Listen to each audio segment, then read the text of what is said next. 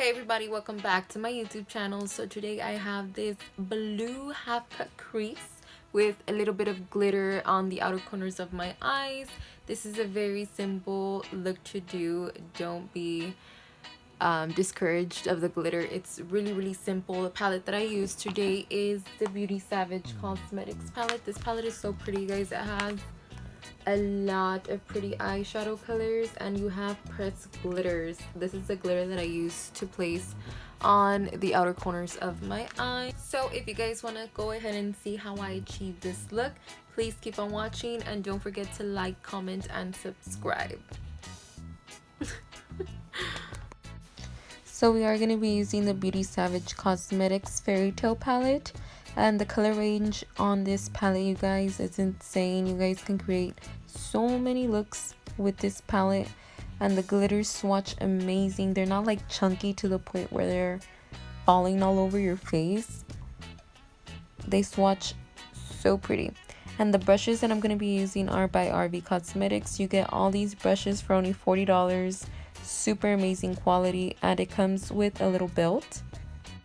And the first color I'm going to be using is this warm orange shade, and I'm going to start by placing this onto the crease of my eyes.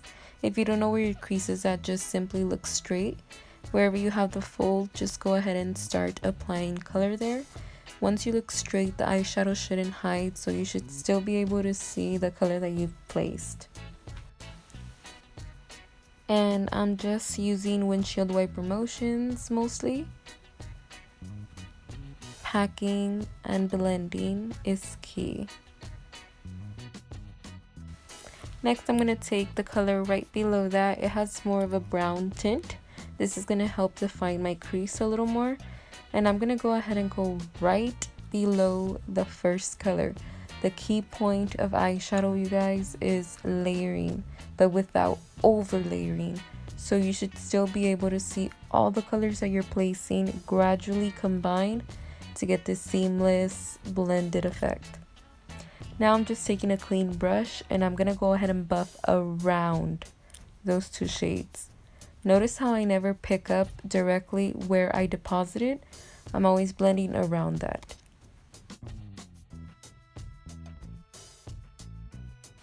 And again, taking a clean brush and repeating the same steps.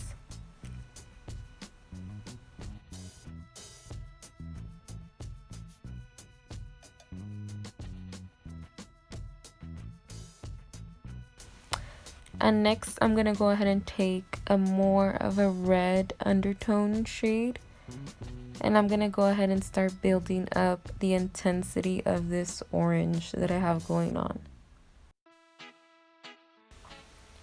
I'm always using windshield wiper motions to deposit the shade so I can get like as vibrant as possible. And then I take a clean brush and then I do the same thing that I did the previous steps, just blend around.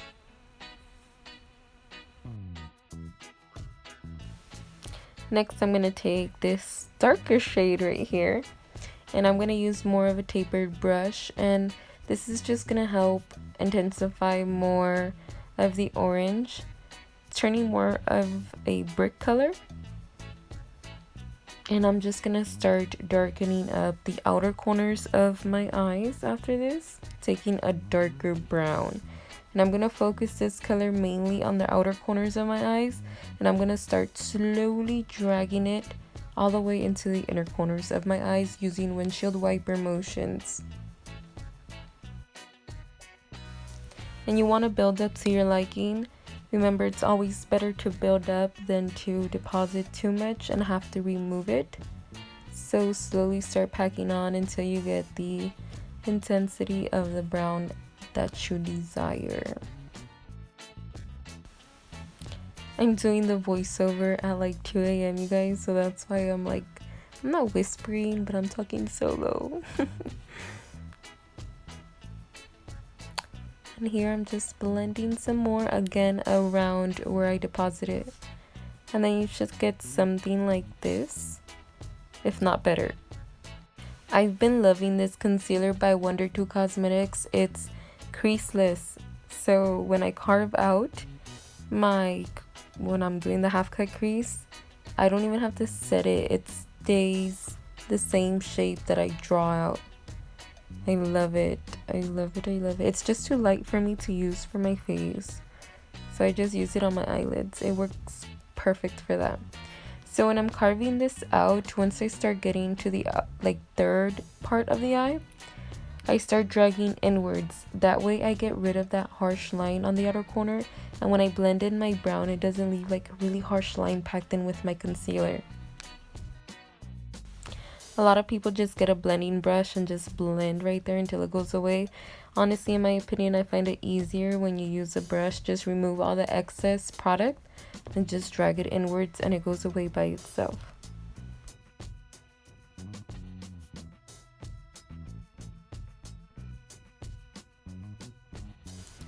And here I'm just taking a little bit of that brown and I'm just going to start dragging it inwards. And I'm taking my flat brush and my Urban Decay All Nighter setting spray. I'm going to wet my brush and pick up this bomb ass aqua color. This color is fire, you guys. It's so pigmented too. Honestly, when I used it without the spray, it was pigmented already, but with the spray, I mean, you guys see the color payoff right there. And I'm just dragging it, trying to get it as clean as possible. And then I'm going to go ahead and highlight my brow bone. I forgot what shade I used, to be honest, but I just used one of the lightest shadows in the palette that I was using. And again, I'm using all RV Cosmetic brushes. Okay, then here I took the blue glitter. I'm sorry guys, I didn't show the glitter that I used, but it's a blue glitter that I showed you in the very beginning of the intro. And I'm just packing this before I hit the brown. And I'm taking an eyeliner brush, very, very thin, and I'm just lining my lower lash line with eyeshadow powder.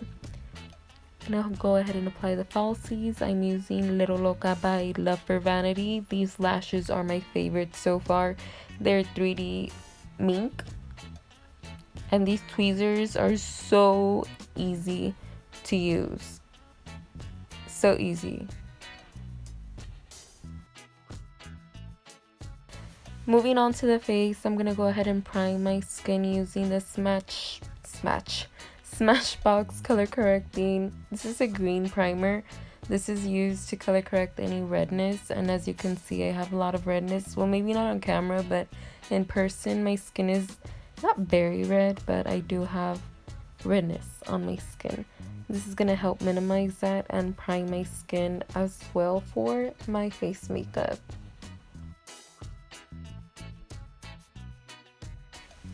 And for the foundation, I'm going to be using my favorite so far. This is a 24-hour non-creasing waterproof foundation by Wunder 2 Cosmetics as well. And I'm in the shade 30. And I'm just using a flat synthetic brush. I applied a little bit, and because it's so lightweight, it's so like watery, I thought it was not going to be as full coverage, but it was, and I had to take a little bit of the foundation off. But the coverage that it gives you guys, and the like feeling that it leaves on your skin is weightless. And it lasts 24 hours. It's waterproof and does not crease. And I'm going to be using the Elizabeth Renee Cosmetics contour palette. I love this shade. I feel like it's perfect for my skin tone. And it's so easy to blend. It's not waxy. I feel like most of the contour palettes that I use are so waxy. This one is thus far my favorite. They sponsored my seminar. Their eyeshadow palettes, guys, you guys need to check them out. I'll leave them down on the description bar down below, so you guys can go ahead and check out their Instagram.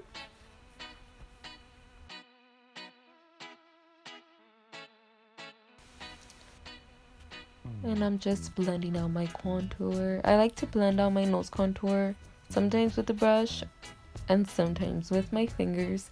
with my fingers when I'm using cream. It leaves it more natural, I believe. And I'm just gonna go ahead and set my face using the CoverGirl 105 translucent powder. And I'm just packing this under my eyes and then buffing it out. And I'm gonna go ahead and do that to the rest of my face.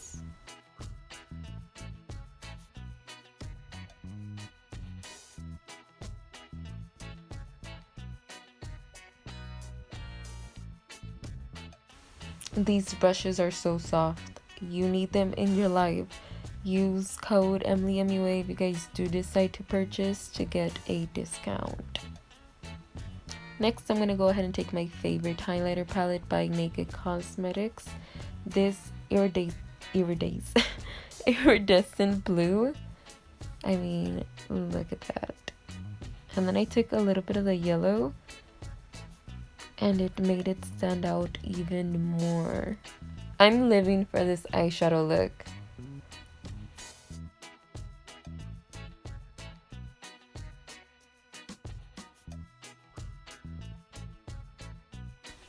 I think this is like my favorite part of the makeup, highlighting my inner corner and my brow bone.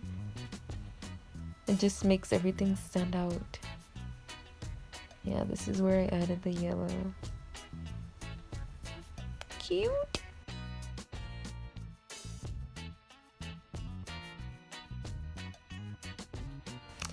And now moving on to the lips. I'm taking the shade Verona from Vanity. They're not liquid lipsticks. These lipsticks are so creamy. They don't dry out. They're matte, but they don't feel or look matte. I don't know how to explain. I mean, they look matte, but they don't feel matte. And they don't look as cracky and dry as a matte liquid lip does. So this is the final look, you guys. Thank you so much for tuning in. Thank you so much for watching, and thank you for all your continuous love and support. Thank you to all the real ones to always comment on my videos. Don't forget to like, comment, and subscribe if you haven't already. See you guys in the next video.